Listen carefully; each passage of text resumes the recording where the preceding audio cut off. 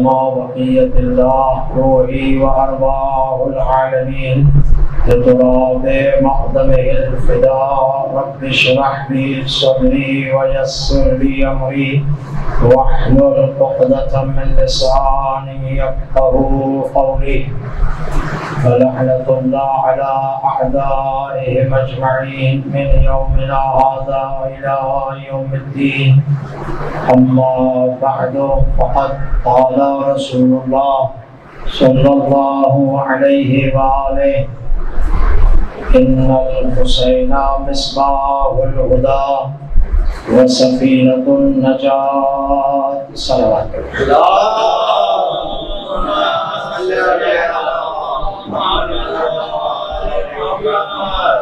امام زمان عجل اللہ تعالی فرجہ الشریف کے ظہور میں تحجیل امام کی سلامتی مولا کی خوشنودی حاصل کرنے کے لیے عبادات کی قبولیت خزانہ ابا عبداللہ حسین علیہ السلام کا پرسان مولا کی خدمت میں دینے کے لیے بآواز بلند صلوات پڑھ دینا.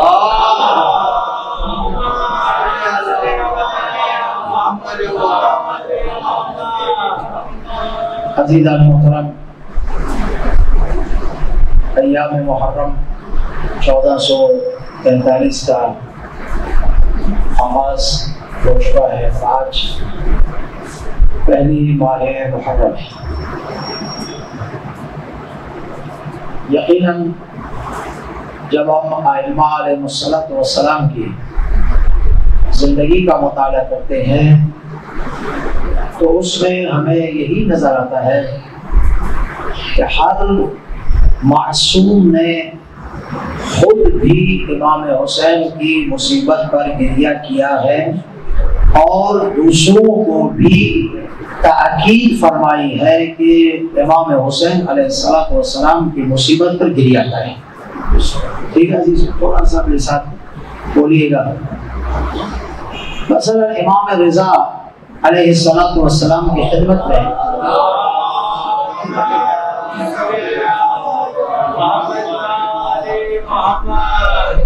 ابن الخزاعی ایک شاعر تھے زبردست اور محب اہل بیت میں سرشار.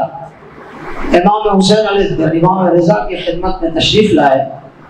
ماہ محرم کا مہینہ شروع ہوا تو دیعبل کو امام رضا علیہ السلام نے فرمایا اے دیعبل میرے جد حسین کی مصیبت کا مرثیہ پڑھ. آئے سمجھے تھی؟ دیعبل نے مولا کی مصیبت کا مرثیہ پڑھا اور خود بھی امام رضا نے گریہ کیا. جو ساتھ موجود تھے انہیں بھی کہا کہ میرے جد حسین کی مصیبت پر گریہ کر.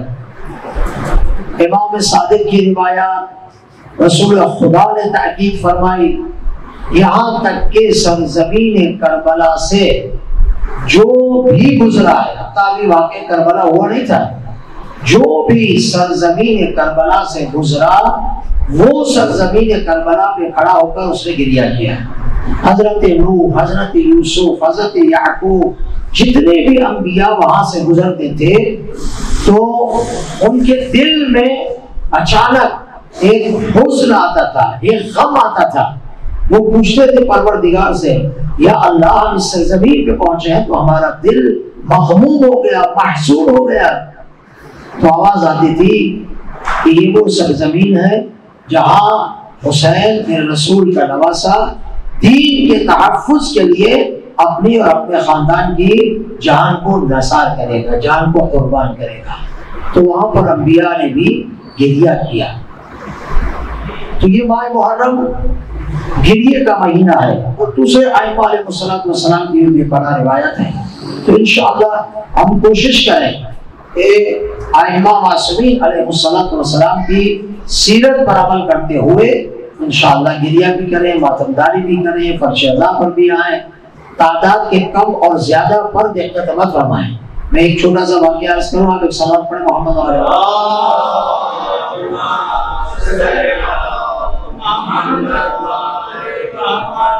یہ واقعہ جب میں پڑھتا ہوں نا عزیزان محترم، ایک دل کو سرور بھی ملتا ہے، سکون بھی ملتا ہے اور ایمان میں اضافہ بھی ہوتا ہے. اب دیکھیں آپ کس طرح سنتے ہیں، توجہ چاہو۔ کہتے ہیں کہ ایک ایران میں ایک بہت بڑے عالم تھے اور مشہور تھے، دن میں 4-5 مجالس پڑھتے تھے، بڑی بڑی مجالس، تعداد بہت زیادہ لوگوں کی۔ ایک مرتبہ ایک بڑھیا عورت نے ان سے ملاقات کی، اور جب ملاقات کی اس عالم سے، تو اس عالم سے کہا کہ میرے گھر میں مجلس ہے، میں آپ سے مجلس پڑھانا چاہتی ہوں۔ عالم خود نقل فرماتے ہیں، وہ کہتے ہیں کہ میں نے کہا کہ نہیں، میرے پاس وقت نہیں ہے، میں 4 مجالس پڑھ رہا ہوں، ساری چیزیں بتائیں۔ آخر میں انہوں نے کہا کہ میں خود اس کو ایک وقت ایسا بتاتا ہوں کہ یہ ایسا وقت ہے، نہ لوگ آئیں گے، نہ کوئی سننے والا ہوگا، اور یہ خود بخود کہیں گے نہیں، یہ وقت جو ہے نا مناسب بولیے نہیں ہے۔ انہوں نے کہا کہ دیکھیے میرے پاس اور کوئی وقت نہیں ہے، میں دوپہر کو 2 بجے کے قریب جو ہے نا مجلس پڑھ سکتا ہوں، میرے پاس یہ ٹائم ہے۔ اس نے جیسے ہی کہا تو اس عورت نے کہا ٹھیک ہے، جو آپ وقت کہتے ہیں میں اس وقت میں تیار ہوں، 2 بجے بسم اللہ۔ اب وہ عالم کہاں جائے؟ اور اس نے سوچا میں نے ہی وقت بتایا ہے تو اب تو میں اس کا انکار بھی نہیں کر سکتا۔ پھر آپ طے ہو گیا، 10 مجالس پڑھنی ہوئی، اور تھوڑا وہ شہر سے باہر بھی گھر تھا۔ جب وہ وہاں گئے وعدے کے مطابق دوپہر کو پڑھنے، بندے بھی 4 یا 5 تھے اور کوئی بھی نہیں تھا، 4-5 لوگ تھے جو اس وقت وہاں مجلس سننے کے لیے آئے تھے۔ اب وہ ظاہر سوچنے لگے اب اتنا دور کا سفر بھی طے کر کے آؤں، یہاں سننے والے کی تعداد بھی 4 یا 5 یا 6 ہے، خلاصہ مجالس پڑھتے وعدے کے مطابق 10 محرم کو آپ حضرت سنیے، 10 محرم کو انہوں نے جو ہے نا وہ جو 3-4 اور مجالس پڑھ رہے تھے ان بانیان سے یہ کہا کہ دیکھو عاشورہ کا دن ہے، رات کو اور بہت سارے مصروفیات ہیں، تو ایسا کرتے ہیں رات کی شام کی مجالس کا ٹائم ہم صبح کر دیتے ہیں۔ وہ 4 مجالس جو پڑھ رہے تھے جس میں ہجوم زیادہ تھا ان کو مطلع کر دیا، بتا دیا۔ اب اس بڑھیا کو جن کے گھر جاتے تھے 2 بجے انہیں نہیں بتایا، انہیں کہا آپ 4-5 جاتے ہیں، اگر نہیں بتائیں تو کیا ہوا؟ خلاصہ وہ بڑھیا وہاں انتظار کرتی رہی، یہ اپنی تمام مجالس پڑھنے کے بعد سو گئے۔ توجہ چاہوں عزیزان محترم، سو گئے۔ خواب میں دیکھا بی بی پاک تشریف لائی ہے، فاطمہ الزہرا آئی ہے، خواب میں فرما رہی ہے ان کا نام لے کر کہ عالم آپ نے ان 4 کو تو آگاہ کیا کہ اس وقت مجلس کر لو، ایک بڑھیا کو بھی آپ نے وعدہ کیا تو اسے نہیں بتایا ٹائم چینج کرنے کا۔ میری بات پہنچ رہی آپ تک یہ نہیں، اسے نہیں بتایا۔ وہ عالم کہتے میری آنکھ کھلی، میں گھبرایا ہوا، میں فوراً ابا کبا لباس پہنا اور دوڑا، جلدی جلدی وہاں گیا۔ وہاں پہنچا تو میں نے دیکھا وہ دیکھ رہے ہیں، بڑھیا نہیں دیکھ رہی ان کو، وہ کہہ رہا میں نے دیکھا بڑھیا جس کے گھر مجلس ہے وہ کبھی باہر آتی ہے، کبھی اندر جاتی ہے، کبھی باہر آتی ہے، کبھی اندر آتی ہے، دائیں بائیں دیکھتی ہے، وہ عالم ابھی پہنچا نہیں، ٹائم پڑ رہا ہے۔ جیسے ہی میں نزدیک ہوا، اگر دل ہے سنو، پہلی محرم کو واقعہ بتلا رہا ہوں، اگر یہی واقعہ میرے اور آپ کے دل میں زندہ رہے نا پھر کبھی مشکل نہیں آئی۔ وہ عالم فرماتے ہیں کہ جب میں اس کے نزدیک ہوا اور اس بڑھیا کی نظر اس عالم پر پڑی، اس بڑھیا نے اس عالم کو کہا آپ کہاں تھے؟ اتنی دیر ہو گئی آپ کو معلوم ہے کہ فاطمہ الزہرا میرے گھر میں بیٹھی انتظار کر رہی ہیں آپ کی مجلس کا۔ اللہ اکبر، اللہ اکبر۔ عزیزان محترم، مجالس اہل بیت اطہار علیہ الصلوۃ والسلام اہل عرفان اگر مجالس کی عظمت کو بیان کرتے ہیں، فرش عزا کی اہمیت کو بیان کرتے ہیں، تو وہ یہ ہے فاطمہ انتظار کر رہی ہے۔ کتنے لوگ آ رہے ہیں؟ 5 یا 6، لیکن مجلس وہ ہے، فرش عزا وہ ہے جس سے قلب مطہر فاطمہ الزہرا راضی ہو، جس سے قلب مطہر امام زمانہ علیہ السلام راضی ہو۔ وہ کثرت کو نہیں دیکھتے، وہ ہمیشہ دیکھتے ہیں آنے والا، پڑھنے والا، سننے والا کس نیت سے آ کر بیٹھا ہے۔ نیت رضایت فاطمہ الزہرا ہے، نیت امام زمانہ کو پرسہ دینا ہے، تو اس میں قلیل اور کثیر تو معنی نہیں رکھتے، اس میں دل کی طہارت چاہیے۔ ایسا ایسے بہت سارے واقعات ہیں جو تاریخ میں بیان کیے گئے ہیں، تو مجھے اور آپ کو فرش عزا کی اہمیت کو سمجھنا چاہیے، مجھے اور آپ کو مجالس کی اہمیت کو سمجھنا چاہیے۔ آیت اللہ جوادی عمولی حفظہ اللہ ایک مرجع تقلید ہیں ایران میں، آج بھی زندہ ہے، خدا ان کی حفاظت فرمائے۔ وہ فرماتے ہیں مجلس کے آداب میں ایک گفتگو کرتے ہوئے فرماتے ہیں، کہتے ہیں عزادارہ نے ابا عبداللہ حسین علیہ السلام کو مخاطب کر کے فرماتے ہیں کہ اے عزادارو، مجالس میں جب جاؤ، فرش عزا پہ جب جاؤ تو بغیر وضو کے مت جاؤ، وضو کر کے جاؤ، اس لیے کہ یہاں معنوی ہستیاں تشریف لاتی ہیں، ان کے لطف و کرم نازل ہوتے ہیں، تو اپنی طہارت ظاہر کے ساتھ جاؤ، درود پڑھتے ہوئے جاؤ۔ اہل بیت علیہ السلام نے جو اللہ نے ان کی محبت دی ہے، اس کا اظہار کرنے کے لیے اس نیت خالص کے ساتھ جاؤ تو انشاءاللہ بی بی راضی ہے۔ مجلس وہ ہے جس میں بی بی آخر میں دستخط کرے اور امام زمانہ مہر لگائے، اسے کہتے ہیں مجلس۔ آئے سمجھ میں؟ اور ان مجالس کے لیے خلوص چاہیے، ان مجالس کے لیے خلوص سے بھری ہوئی نیت چاہیے، ٹھیک ہے نا؟ بالکل ذرہ برابر بھی بالی مجلس کے ذہن میں، دل میں کئی گمان نہ آئے کہ مجلس میں لوگ نہیں آئے، نہ نہ نہ نہ، قطعاً یہ گمان نہیں آنا چاہیے۔ نیت یہ ہے خالص، شہزادی تیرا فرش بچھا دیا، اب تجھے راضی کرنے کے لیے ہم جمع ہیں اور انشاءاللہ ہم راضی ہوں گے۔ ایک بلند صلوات پڑھ دیں محمد۔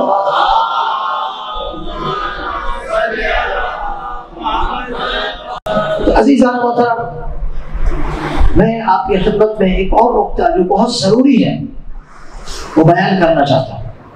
دیکھیں، یہ رسول مقبول کی میں نے حدیث آپ کی خدمت میں پڑھی ہے، اسی کو سرنامہ کلام بنا کر جس گفتگو کو یہ عشرے میں اللہ نے مجھے توفیق دی سال آپ کے خدمت میں آنے کی، میں اس کا جتنا شکر کا رکن ہے جس نے مجھے یہ سعادت نصیب کی آپ کے سامنے آنے کی۔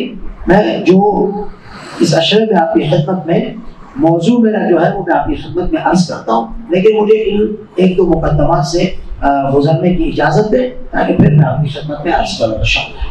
لیکن یہ حدیث مقبول بہت مشہور ہے کہ پیغمبر فرماتے ہیں ان الحسین مصباح الہدی، حسین ہدایت کا چراغ ہے، ٹھیک ہے نا؟ چراغ ہے، نور، حسین ہدایت کا نور ہے۔ اگر ہدایت لینی ہے تو اس نور کے پاس آنا ہوگا۔ تھوڑا بولے ویسا تھا، اس لیے کہ حسین خود بھی، حسین کا فرش عزا بھی تاریکیوں سے نکال کر نور کی طرف لے کرتا ہے، ٹھیک ہے نا؟ اور زیارت اربعین ابا عبداللہ حسین علیہ السلام نے خود زیارت میں فرمایا ہے مولا نے کہ میں نے جو جہاد کیا ہے، میں نے جو کربلا میں یہ انقلاب برپا کیا، اس کا مقصد یہ تھا کہ میں لوگوں کو جہالت سے نکال کر علم کے نور میں داخل کروں۔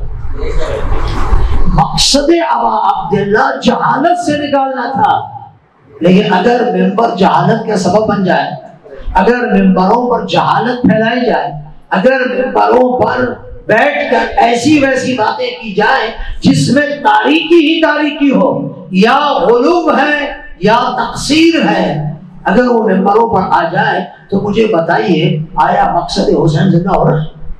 بولے تھوڑا زبان سے بولے، نہیں ہو رہا نا۔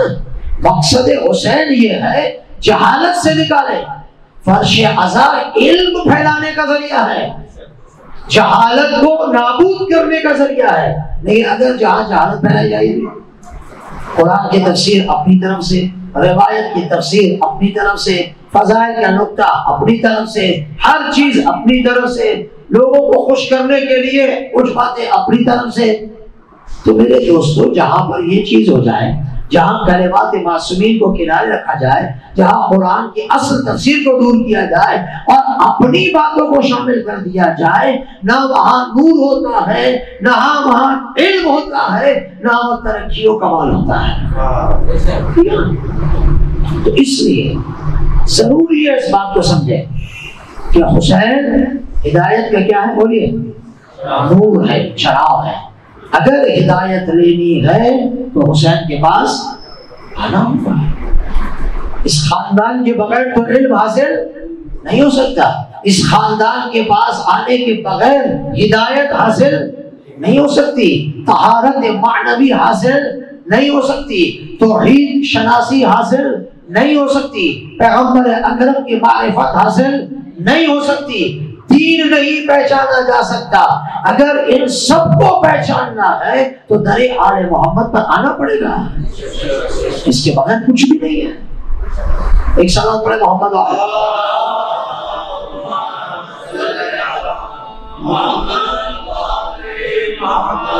اور دوسرا جملہ کیا فرمایا؟ حسین ہدایت کا چراغ، اور پھر فرمایا وَسَفِينَةُ النَّجَاةِ، حسین کشتی نجات ہے۔ اگر کوئی انسان نجات حاصل کرنا چاہتا ہے، کس سے نجات؟ گمراہی سے نجات، ضلالت سے نجات، شرک سے نجات، شیطان سے نجات، گناہوں سے نجات، ان تمام مصیبتوں سے اگر نجات حاصل کرنا چاہتا ہے، واحد راستہ جو اس سے نجات دے سکتا ہے وہ کون ہے؟ امام حسین علیہ السلام، ان کی اولاد سفینۃ النجات، اہل بیت علیہ السلام سفینہ نجات ہے، اور امام حسین علیہ السلام کے لیے خاص کہا گیا کہ حسین سفینہ نجات ہے۔ نجات چاہتے ہو تو حسین کی کشتی میں آ جاؤ۔ حسین کی کشتی کیا ہے؟ فرش عزا۔ حسین کی کشتی کیا ہے؟ آنسو۔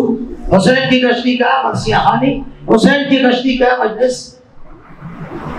ماتمداری۔ یہ کیا سب حسین کی کشتی ہے نا، اس میں سوار ہو جاؤ، طہارتیں ملتی جائے گی، پاکیزگی ملتی جائے گی۔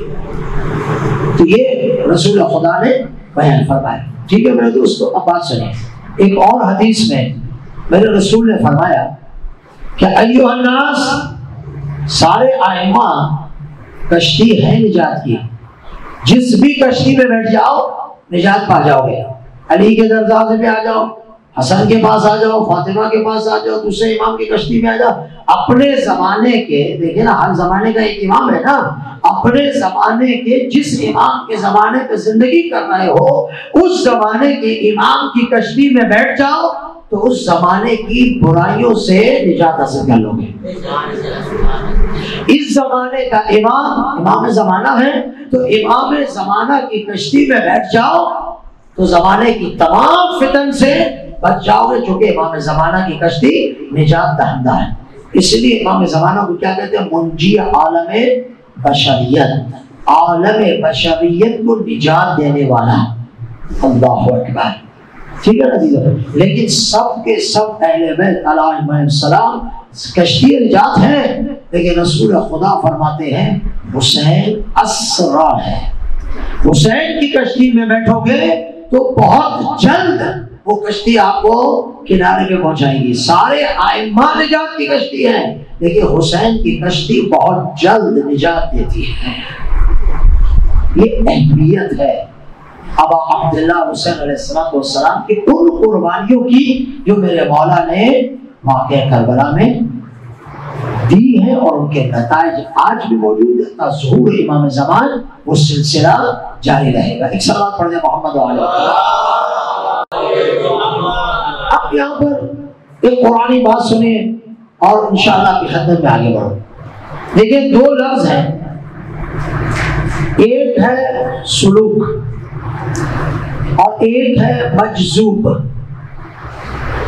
کیا ہے؟ ایک سلوک اور ایک مجذوب. سلوک کی معنی بتاتا ہوں. سلوک کہتے ہیں سالک. سالک کی معنی کیا ہے؟ سالک کی معنی ہے جو خود راستہ طے کرتا ہوا قرب الہی تک پہنچتا ہے. تھوڑی سی توجہ کر لیں. مجھے معلوم ہے رات کا وقت زیادہ ہو گیا لیکن تھوڑی سی توجہ فرمائیں میرے دوست. سالک کی معنی یہ ہے کہ جو خود راستہ طے کرتا ہوا اس منزل تک، جو اس کا ہدف ہے اس ہدف تک پہنچتا ہے خود راستہ طے کرتے ہوئے. ٹھیک ہے. مجذوب اسے کہتے ہیں جو خود چل کر نہیں جاتا بلکہ خدا اسے مجذوب کر لیتا ہے. اللہ اکبر. شاید میں سمجھا سکوں. ہاں، سالک خود چل کر جاتا ہے اپنے مقصد اور ہدف کے، مجذوب خود نہیں چلتا. اس راستے کو اسے طے نہیں کرنا پڑتا بلکہ خدا بہت جلد کسی بھی عمل کی وجہ سے اسے مجذوب کر لیتا ہے اور اسے ان راستوں کو طے کرنے کی ضرورت نہیں پڑتی. ایسا بھی ہے. مثال قرآن مجید، خدا نے حضرت موسیٰ سے کیا کہا؟ موسیٰ آؤ. اور جو جاؤ اے موسیٰ آؤ کوہ طور پر ہم سے اگر بات کرنی ہے تو کوہ طور پر آؤ. آؤ موسیٰ تمہیں مجھ سے بات کرنے کے لیے آنا پڑے گا، راستہ طے کرنا پڑے گا، سلوک کرنا پڑے گا، سالک بننا پڑے گا. آؤ میرے پاس. موسیٰ خود چل کے گئے یا نہیں؟ بولے خود چل کے گئے نا. چوتھے آسمان پہ جہاں حضرت موسیٰ جب بھی کوئی مسائل ہوتے تھے جاتے تھے وہاں پر، اور کوہ طور پر خداوند متعال حضرت موسیٰ سے ہم کلام ہوتا تھا کسی بھی ذریعے سے. ایسے ہی ہے نا. تو موسیٰ سالک تھے، موسیٰ کو جانا پڑا اس مقام تک، لیکن خدا نے اپنے نبی کو اس راستہ طے نہیں کروایا بلکہ کہا سبحان الذی اسرا بعبدہ لیلا من المسجد الحرام الی المسجد الاقصی. پاک ہے وہ ذات جو اپنے عبد کو لے گئی.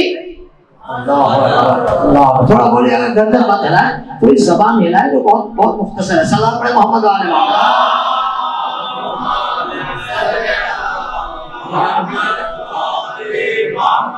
چھوٹی سی زبان یہاں ہلائے کرے، باقی باہر جا کر زبان کو کنٹرول ہونا چاہیے، یہاں بولنا چاہیے.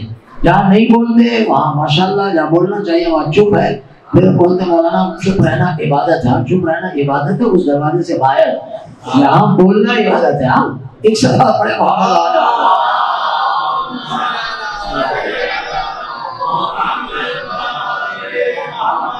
موسیٰ کو جانا پڑا، وہ سالک تھے، پیغمبر گئے نہیں. پیغمبر کو کہا، اللہ نے کہا پاک ہے وہ ذات جو لے گئی اپنے عبد کو، لے گئی، گئے نہیں. ہاں وہ سالک ہے، یہ مجذوب ہے.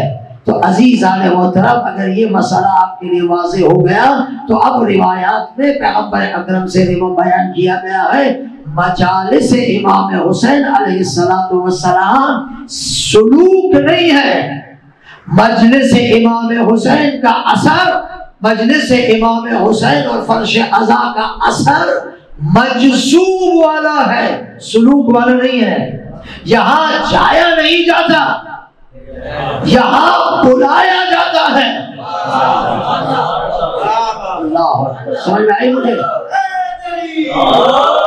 یہاں بلایا جاتا ہے، آیا نہیں جاتا. زیارات اہل بیت علیہ السلام پر بلایا جاتا ہے، جایا نہیں جاتا. اگر جایا جانا ہوتا تو اتنے پیسے والے ہیں جو ہفتے میں ہر ہفتے جا کر واپس بھی آ سکتے تھے، لیکن آج تک نہ جا سکے چونکہ بلایا نہیں گیا. لیکن جسے بلایا گیا اس کے گھر میں کھانے کا نہیں ہے، لیکن وہ 40 حسینی کرنے فرش عزا پر سے اور حسین کے حرم میں پہنچ کر بتلاتا ہے آیا نہیں ہوں، بلایا گیا ہے۔ صلوات پڑھے محمد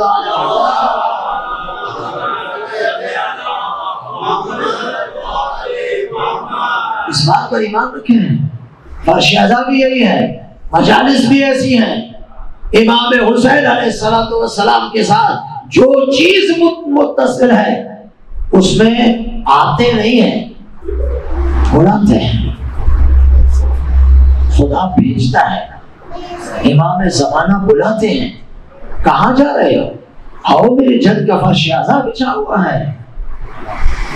ایسا تو میں اور آپ خوش نصیب ہیں، ہر امام بارگاہ میں جا کر مجلس سننے والا خوش نصیب ہے کہ اسے خدا یہ توفیق دے رہا ہے، امام زمانہ اسے بلا رہے ہیں، میرے جد حسین کا تذکرہ سنا۔ ایسا میں تو یہ مجذوب کی منزل ہے عزیزان محترم، اور اس کی وجہ یہی ہے، معصوم نے فرمایا عزیزو کہ ایام محرم کی مجالس رشد و کمال کی مجالس ہیں، اور فرش عزا پر وہ راستہ جو 70-80 سال میں طے کیا جاتا ہے نا، توجہ چاہوں گا، جو کمال تک پہنچنے کے لیے 80 سال انسان کو لگ جاتے ہیں، 50 سال لگ جاتے ہیں، اس کمال کی منزل تک پہنچنے کے لیے فرماتے ہیں وہ 80 سال کا سفر عزادار چاہے تو 10 راتوں میں طے کر سکتا ہے۔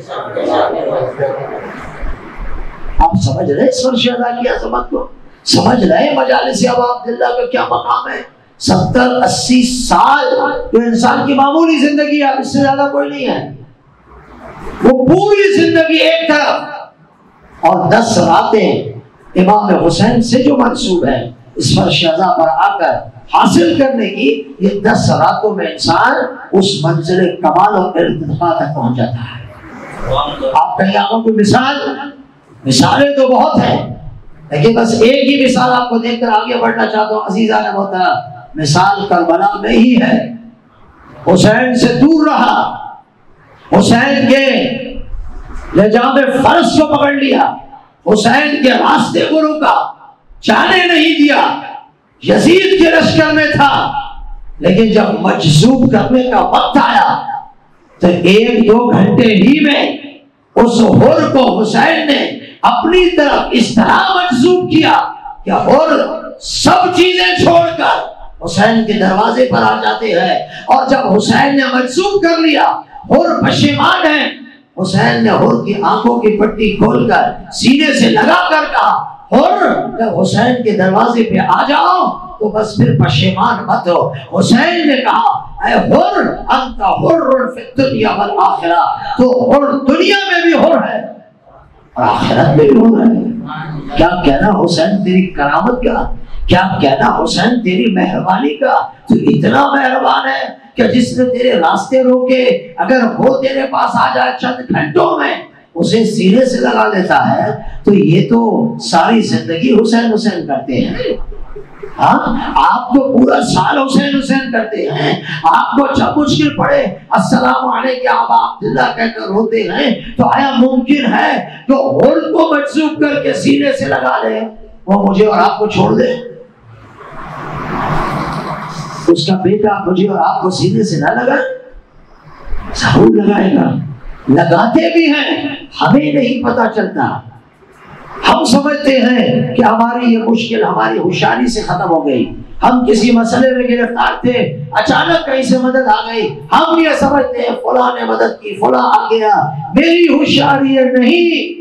ولی عصر فرماتے شیعو جب تم بہت زیادہ بڑی مشکل میں گرفتار ہوتے ہو نا، اس وقت تمہاری مشکل کی جب گرہ کھلتی ہے نا تو وہ سمجھو کہ میں نے گرہ کھولی ہے، اس میں تمہارا کوئی کمال نہیں ہے کہ میں نے تمہاری گرہ کھولی ہے، کہ چونکہ تم میرے ہو، تم میرا نام لیوا ہو۔ تو نوجوانوں میرے عزیزوں، آج اس پہلی مجلس میں آپ کی خدمت میں یہی عرض کرنا چاہتا ہوں، معرفت ابا عبداللہ حاصل کرنے کی کوشش کریں، فرش عزا پر آئیں، فرش عزا کے آداب کو مد نظر رکھیں اور فاطمہ زہرا کو ان کے لال کا پرسہ دینے کی کوشش کریں انشاءاللہ۔ اگر یہ باتیں آپ تک پہنچی ہیں تو ایک خدا کی صلوات پڑھ دیں محمد۔ عزیزان محترم، میں ان 8 دنوں میں پہلی سے 8 محرم تک آپ کی خدمت میں ہوں۔ ان 8 دنوں میں آپ کی خدمت میں جس عنوان کو رکھنا چاہتا ہوں، یہ عنوان یقین مانے ممبروں پر بیان نہیں ہوتا، بہت ہی غریب موضوع ہے، لیکن اس کی اہمیت اتنی زیادہ ہے کہ جس کو بیان نہیں کیا جا سکتا۔ اور ان چیزوں کا جاننا اہل بیت اطہار علیہ السلام، خصوصاً امام حسین اور واقع کربلا کے بعد کے واقعات جتنے ہیں، ان کی معرفت حاصل کرنے کے لیے ان چیزوں کا جاننا ضروری ہے۔ میں آپ کی خدمت میں اللہ کی مدد سے آپ کو معلوم ہونا چاہیے کہ امام حسین علیہ السلام مدینے سے نکلے، مکے پہنچے، مکہ سے نکلے، کوفہ کے راستے کربلا پہنچے، کربلا میں 10 راتیں رہے۔ تاریخ کا تو پتہ ہے نا آپ کو۔ امام حسین علیہ السلام نے 30 منازل کو طے کیا ہے۔ تو میں سب بولیے کتنے؟ 30 منازل۔ 30 منازل کو طے کیا ہے اور ہر منزل پر امام حسین علیہ السلام نے خطبہ دیا ہے۔ کہیں خطبہ طولانی ہے، کہیں مولا کا خطبہ اور نصیحت چھوٹی ہے، صحیح ہے۔ اور یہ وہ خطبات امام حسین علیہ السلام ہے جو تاریخ کی کتابوں میں تو موجود ہیں، لیکن تاریخ کی کتابوں سے باہر نہیں نکلے۔ اگر نکلے ہیں تو چند جملے بیان کر کے اسے وہیں پر ختم کر دیا جاتا ہے۔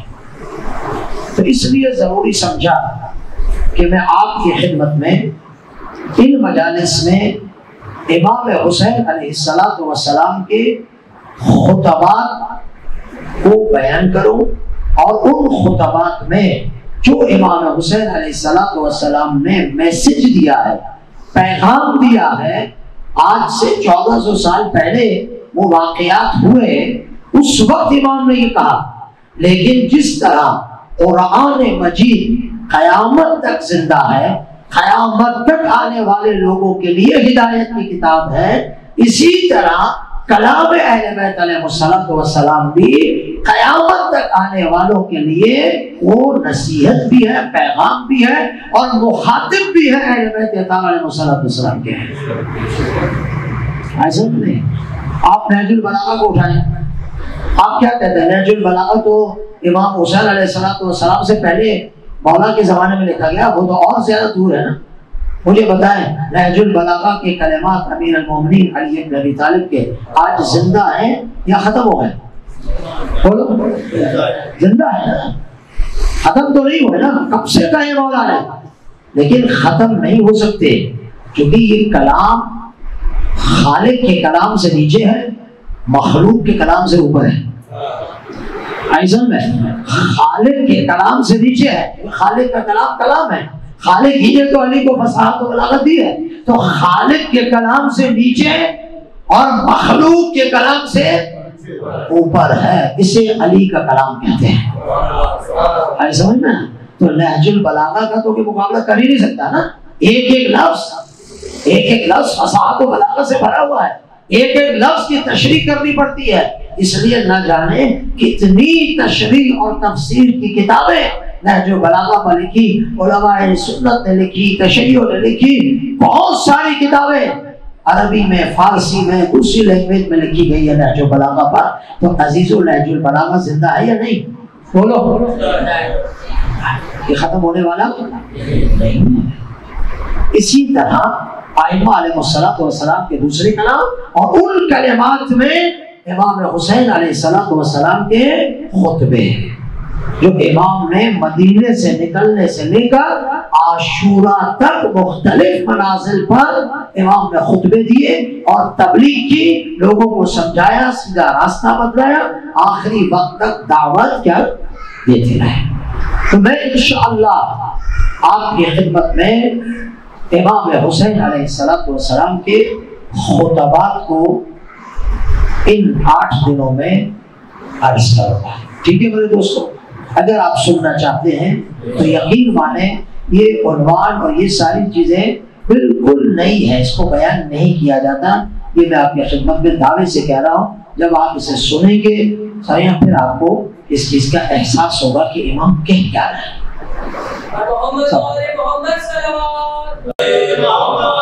میں آج اشارہ کرتا ہوں چونکہ ظاہر دیر ہوگی، پہلی مجلس ہے، اشرا پہلا شروع ہوا تو وہاں کچھ لیٹ ہوئی، یہاں لیٹ آنے میں انشاءاللہ کل میں نے تاکید کی ہوگی کہ مجھے صحیح وقت پہ آپ دیں گے تاکہ میں صحیح وقت پہ دوسری جگہ پہنچ کے بالآخر ان کے مجالس کو وقت پہ پڑھ سکوں۔ دیکھیے ایک خطبہ امام حسین علیہ السلام کا، توجہ پوری میری جانب رہے، ایک خطبہ امام حسین علیہ السلام کا پہلا خطبہ وہ ہے جب امام مدینے سے خدا حافظ کر رہے تھے۔ توجہ چاہوں، یہ خطبہ آپ نے سنا بارہا، یہ ممبروں کو بیان ہوتا ہے، لیکن میں اس کی تھوڑی تفصیل آپ کی خدمت میں عرض کروں گا، جو تفصیل کل ہوگی وقت نہیں، لیکن خطبے کے چند نکات آپ کی خدمت میں عرض کر دیتا ہوں۔ امام حسین علیہ السلام تاریخ کا واقعہ آپ کو معلوم ہے کہ یزید نے امام حسین علیہ السلام سے بیعت مانگی۔ امام علیہ السلام ظاہر ہے ایک معصوم حجت الہی بیعت تو نہیں کر سکتا نا۔ امام نے یہی تو جملہ فرمایا تھا، مثلی لا یبایع مثلا، مجھ جیسا اس جیسے کی بیعت نہیں کرے گا۔ توجہ چاہو، اس جملے میں بھی ذرا غور فرمایا کرو۔ ہماری عادت یہ ہے کہ بس سن کے آگے نکل جاتے ہیں، مثلی لا یبایع مثلا، مجھ جیسا اس جیسے کی بیعت نہیں کر، مجھ جیسا نہیں کر۔ الحسین لا یبایع الیزید، ٹھیک ہے، حسین یزید کی بیعت نہیں کرا، نہیں کہتے تھے نا، بیعت یزید مانگ رہا تھا یا نہیں؟ بولو تھوڑا بولو یار۔ اور بیعت مانگ کس سے رہا تھا؟ امام حسین سے۔ تو امام حسین کہہ دیتے ہیں حسین یزید کی بیعت نہیں کرے، کام بات ہو جاتی ہے نہیں؟ سب کو پتہ چل جاتا ہے یا نہیں؟ بولے بولا، مقصد پورا ہو جاتا نا؟ یہ نہیں کہا۔ امام تو امام ہے نا، وہ اپنے کلام کو ایسا بیان کرنا چاہتے ہیں کہ قیامت تک آنے والی انسانیت کے لیے نمونہ بنے۔ فرمایا مثلی لا یبایع مثلا، مجھ جیسا اس جیسے کی بیعت نہیں کرے گا۔ بتلانا یہ چاہ رہے ہیں کہ ہر زمانے میں میرا ماننے والا، میرے نقش قدم پہ چلنے والا، میری کربلا سے درس لینے والا، میرے انقلاب کو سمجھنے والا، میری اور میرے اصحاب اور میری اولاد کی جنگ کا منظر دیکھنے والا جب میری زندگی کو پڑھے گا ہر دور میں، تو پھر وہ ہر دور کے یزید اس کے سامنے ہوگا۔ ہر دور کا یزید بولیے اس کے سامنے ہوگا، تو ہر دور کا حسینی ہر دور کے یزیدی کے سامنے جھکے گا نہیں۔ یار جو بولو عزیزو، میں نے ضائع مت کریں پلیز۔ ہر دور کا حسینی ہر دور کے یزیدی کے سامنے جھکے گا نہیں، اس کی بات پر لبیک نہیں کہے گا، اس کی بیعت نہیں کرے گا، اپنا سودا نہیں کرے گا۔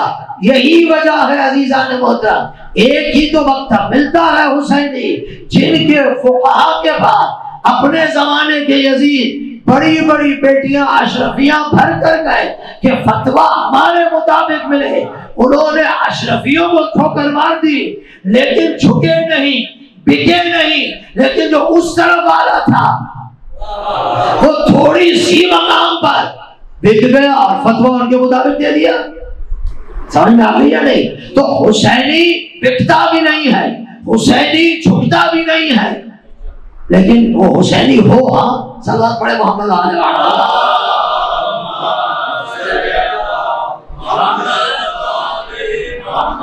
حسینی ہونا چاہیے. اگر حسینی نہیں ہوگا تو نہ جانے کتنی مصلحتی باتیں کرتے ہوئے جو ہے نا اندر سے کوئی باتیں کر کے پھر آگے گیا بس سب مسئلے ٹھیک ہو گئے. سمجھا؟ مسئلے وہی کے وہی ہیں، ٹھیک کچھ بھی نہیں ہوا لیکن ٹھیک ہو گیا. ٹھیک ہے نا؟ اب ایسے بھی حسینی نہیں، حسینی وہ ہونا چاہیے جو امام حسین علیہ السلام فرما رہے ہیں. مسئلے ٹھیک ہونے والے ہیں نہیں میرے بھائی.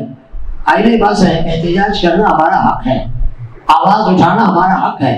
مکتب اہل بیت کو آواز اٹھانی چاہیے، اپنے مسنگ پرسن پر آواز اٹھانی چاہیے، ہر جگہ اٹھانی چاہیے. لیکن اس آواز کے اٹھانے کے طریقے ہوتے ہیں، اس آواز کو اٹھانے کے ایک سلیقے ہوتے ہیں. اس کے مطابق انسان اس آواز کو بلند کرے، احتجاج کرے، تو پھر خدا اپنے مطابق اگر چاہے گا تو ہمارے احتجاج رنگ لائیں گے، ہمیں دعائیں قبول ہوں گی اور ہمیں نتائج مل جائیں گے. لیکن وہ نہ ہو جو بعض اوقات ہو جاتا ہے. صلوات پڑھے محمد علیہ.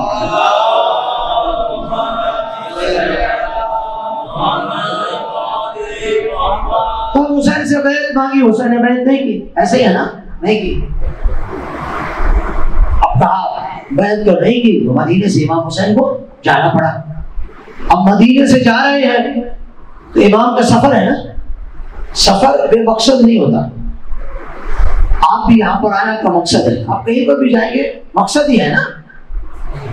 بے مقصد سفر کرتا وہ ہے جس کا یہاں پر ختم ہو چکا، جو دیوانہ ہو، پاگل ہو، عاقل نہ ہو، وہ جہاں جائے گا گھومتا پھرے گا. لیکن عاقل جہاں پر بھی جائے گا تو اس کا کوئی مقصد ہے. اب امام حسین علیہ السلام اتنا بڑا سفر کر رہے ہیں تو اس مقصد، سفر کا مقصد ہونا چاہیے نا، اور بتلانا چاہیے. ورنہ سفر لمبا ہے، انقلاب ہے، یہ ساری چیزیں ہیں. اگر مقصد خود حسین نہیں بتائیں گے تو ہر آنے والا اپنا مقصد بتائے گا کہ حسین کا مقصد یہ تھا. جیسے کچھ لوگوں نے بتایا کہ حسین کا مقصد یہ تھا کہ حسین شہید ہو جائے اور اپنے چاہنے والوں کو مغفرت کروا دے. جیسے عیسائی کہتے ہیں کہ حضرت عیسیٰ سولی پہ چلے گئے اور وہ چلے گا، ہمیں آزادی ہے، ہم شراب پیے، زنا کریں، جو کچھ کریں، ہماری بخشش کے ضامن حضرت عیسیٰ ہے. ٹھیک ہے نا؟ اب کچھ لوگوں نے کتابوں میں لکھ دیا کہ حسین شہید ہو گئے بس ہماری بخشش ہو گئی، اب ہم جو چاہیں کریں. سمجھنا؟ میں یہ کہتا ہوں اگر جو چاہے کرنے والی بات ہوتی تو حسین کے بعد سید الساجدین اتنی عبادات نہ کرتے. ٹھیک ہے نا؟ یہ بات غلط ہے. لکھا لکھنے والوں نے، بعض نے لکھ دیا حسین حکومت کے لیے گئے تھے. یہ ابھی حسین نے بتلا دیا تو حالت یہ ہے، اگر نہ بتلا دے تو یہ تاریخ کیا کیا لکھتی ہے عزیزان ہوتا ہے. کہا حسین حکومت کے لیے گئے تھے تو جواب ملا میرے بھائی حکومت کے لیے کہ علی اصغر کو لے کے جاتے ہیں، حکومت کے لیے تو اپنے بہنوں کو لے کے جاتے ہیں، حکومت کے لیے تو جنگ کا ارادہ ہوتا ہے نا، پھر تو اپنے شیروں کو لے کے جاتے ہیں. حکومت کرنی ہوتی تو عباس کو روکتے جنگ کرنے کے لیے. ہاں یہ واضح روشن باتیں ہیں نا میرے دوستوں، جوانوں کو سمجھنی چاہیے. تو جب امام نے بیان کیا اپنا مقصد تو بھی یہ حالت ہے، اگر بیان نہ کرتے تو کیا ہوتا؟ بات سمجھ آ رہی ہے نہیں؟ اب امام حسین علیہ السلام نے جاتے ہوئے اپنے مقصد کو بیان فرمایا اور اپنے بھائی سے بتایا. امام حسین علیہ السلام نے اپنے بھائی سے ارشاد فرمایا. امام کا بھائی کون ہے؟ بولیے. حنفیہ. احسن. ایک سلام پڑھ دے محمد علیہ.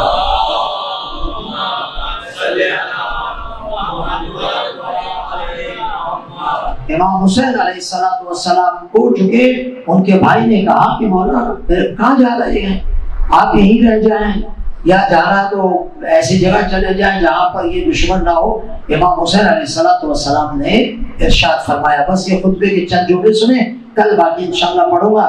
وقت پر تشریف لائیے تاکہ یہ باتیں آپ ابتدا میں حاصل کر سکیں. هذا ما اوصى به الحسين بن علي الى اخيه محمد بن الحنفیہ. یہ وصیت نامہ ہے حسین ابن علی علیہ السلام کی طرف سے اپنے بھائی حسین کے بھائی کس قول محمد بن حنفیہ کو. ان الحسین یشهد ان لا الہ الا اللہ وحدہ لا شریک لہ. حسین گواہی دیتا ہے اللہ کے سوا کوئی خدا نہیں ہے اور اس کا کوئی شریک نہیں ہے۔ وَأَنَّ مُحَمَّدًا عَبْدُهُ وَرَسُولُهُ، اور حسین گواہی دیتا ہے کہ محمد اللہ کے عبد ہے اور اللہ کے رسول ہے۔ جاء بالحق من عنده، حسین گواہی دیتا ہے اللہ کی جانب سے جو آیا ہے وہ حق آیا ہے۔ وَأَنَّ الْجَنَّةَ حق، جنت حق ہے، وَالنَّارَ حق، نار حق ہے، وَالسَّاعَةَ آتِيَةٌ لَا رَيْبَ فِيهَا، قیامت کا دن جو بعد میں آنا ہے اس قیامت کے آنے میں شک بولیے نہیں ہے۔ وَأَنَّ اللَّهَ يَبْعَثُ مَن فِي الْقُبُورِ، اور یہ بھی گواہی دیتا ہے کہ خدا ہر ایک کو قبر سے باہر نکالے گا۔ حسین ابن علی نے ان تمام عقائد توحیدی کو بیان فرمایا، صحیح ہے؟ یہ سب بیان کرنے کے بعد اب میرا مولا حسین فرماتا ہے اپنے جانے کا مقصد، اور فرمائیے اس پہ کل تفصیل سے گفتگو کروں گا۔ فرمایا اے میرے بھائی، وہ خاطب بھائی ہے، اس وقت سامنے کون تھا؟ بھائی تھا، لیکن یہ فقط بھائی سے مخاطب نہیں ہے، یہ آنے والی انسانیت سے مخاطب ہے۔ قیامت تک جو انسان دنیا پہ موجود ہے اس سے خطاب ہے میرے حسین ابن علی علیہ السلام کا۔ فرماتے انی لم اخرج، میں خروج نہیں کر رہا، یعنی میں مدینے سے خارج نہیں ہو رہا، میں مدینے سے جا نہیں رہا۔ لم اخرج اشرا، میں شر فتنہ فساد کے لیے بولیے نہیں جا رہا، تھوڑا تھوڑا بولیے، ولا بطرا ولا مفسدا ولا ظالما، میں نہ شر پھیلانے جا رہا ہوں، نہ ظلم کرنے جا رہا ہوں، نہ فساد کرنے جا رہا ہوں، میں ان مقاصد کے لیے نہیں جا رہا۔ تم یہ نہ سمجھو میں جا رہا ہوں یہ کام کر رہا ہوں، یہ کوئی میرا مقصد نہیں ہے۔ تو مولا آپ کیوں جا رہے ہیں؟ ان چھوٹے سے خاندان کو اپنے ساتھ لے کر جا رہے ہیں، آخر وجہ کیا ہے؟ تو امام نے فرمایا عزیزو سنو، فرمایا انما خرجت، میں جا رہا ہوں لطلب الاصلاح فی امت جدی، میں اپنے نانا محمد مصطفیٰ صلی اللہ علیہ وآلہ وسلم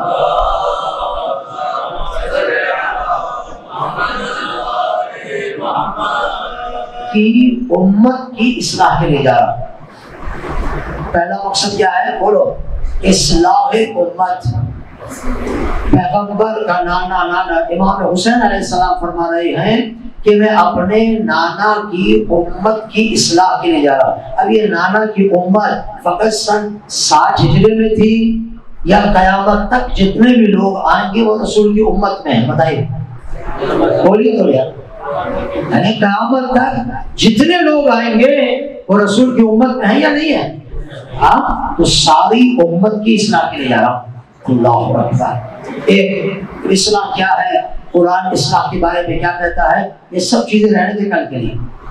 انما خرجت لطلب الاصلاح فی امت جدی۔ ایک دو اریدو، میرا ارادہ کیا ہے، ان آمر بالمعروف، میرا ارادہ یہ ہے کہ میں نیکی کی طرف دعوت دوں، امر بالمعروف کروں۔ تین ونہا عن المنکر، اور میرا ارادہ یہ ہے کہ میں جا کر برائیوں سے روکوں۔ توجہ ہے جانے کا نہیں، سو تو نہیں رہے، لیکن میرا مقصد جو ہے نا آپ کو سنانا نہیں ہے، لیکن یہ تاریخ ہے، اس کو سنیے تو انشاءاللہ آگے بڑھیں۔ وَنَهَا عَنِ الْمُنْكَرِ، تیسرا ہدف بیان کیا کہ میں جا رہا ہوں برائیوں سے روکنے کے لیے۔ چار وَأَسِيرُ مَسِيرَةَ جَدِّي وَأَبِي عَلِيَّ بْنِ أَبِي طَالِبٍ، اور میں جا رہا ہوں اپنے نانا اور اپنے بابا کی سیرت کو بتلانے کے لیے کہ میرے نانا کی سیرت کیا تھی، میرے نانا کا اسوہ کیا تھا، اور میرے بابا کی سیرت کیا تھی۔ ایھا الناس، میں اپنے نانا کی سیرت جو لوگ بھول چکے ہیں، میرے بابا علی کی سیرت کو بھول چکے ہیں، میں جا رہا ہوں اپنے نانا اور اپنے بابا کی سیرت کو زندہ کرنے کے لیے، اس سیرت کے اصول بتلانے کے لیے میں جا رہا ہوں۔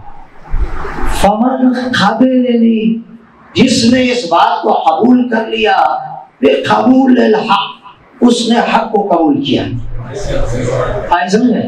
جس نے ان 4 آداب کو جو میں بیان کرنے جا رہا ہوں، ان آداب کو قبول کر لیا، فقبول الحق، اس نے حق کو قبول کر لیا، اور حق کو قبول کرنے کے جو نتائج ہیں وہ آپ کو پتا ہے۔ فاللہ اولا بالحق، خدا کی قسم بہتر یہی ہے، اس کے حق میں یہی ہے کہ وہ اس کو قبول کر کے حق کے راستے پر آ جائے۔ ومن رد علی ھذا، اور جس نے انہیں رد کر دیا، انہیں قبول نہ کیا، تو پھر کیا؟ مولا فرماتے ہیں تو اصبر، میں صبر کروں گا۔ توجہ چاہو عزیزان ہوتا ہے، میں صبر کروں گا اگر ان آداب پہ کسی نے عمل نہیں کیا، حتی یقضی اللہ بینی و بین القوم وہو خیر الحاکمین، یہاں تک کہ خدا میرے اور اس قوم کے درمیان فیصلہ کرے۔ صلوات پڑھے محمد و آل محمد۔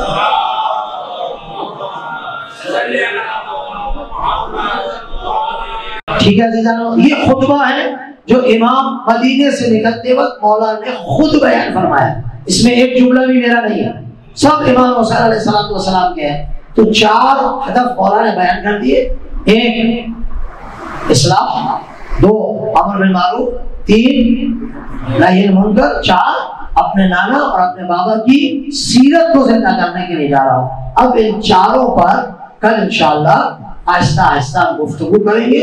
میں زیادہ لمبا ہر موضوع پر رکوں گا نہیں، ورنہ ایک بات پہ روکے تو 5 مجالس تو اسی خطبے میں ختم ہو جاتی ہے۔ اگر امر معروف کو لوگ قرآن اور آیت میں تو 1 گھنٹہ تو چاہیے، لیکن چونکہ مجھے اور خطبے بیان کر کے اس فرصت سے زیادہ استفادہ کرنا ہے اور آپ تک زیادہ خطبے پہنچانے ہیں، تو پھر بہت ہی مختصر چند آیات بیان کر کے آپ کی خدمت میں اسے تفصیل سے بیان کروں گا، تاکہ آپ تک اس کی پتہ چل سکے کہ اس کی اہمیت کیا ہے۔ انشاءاللہ خدا متعال مجھے اور آپ کو معرفت ابا عبداللہ حسین نصیب فرمائے، اور جو مقصد ہے عزاداری سید الشہداء کا، عزاداری کربلا کی وجہ سے کر رہے ہیں کھولی تو کربلا کا ہدف کیا ہے، کربلا کا مقصد کیا ہے، تو اس مقصد پہ چلیں گے تو مقصد پورا ہوگا نا۔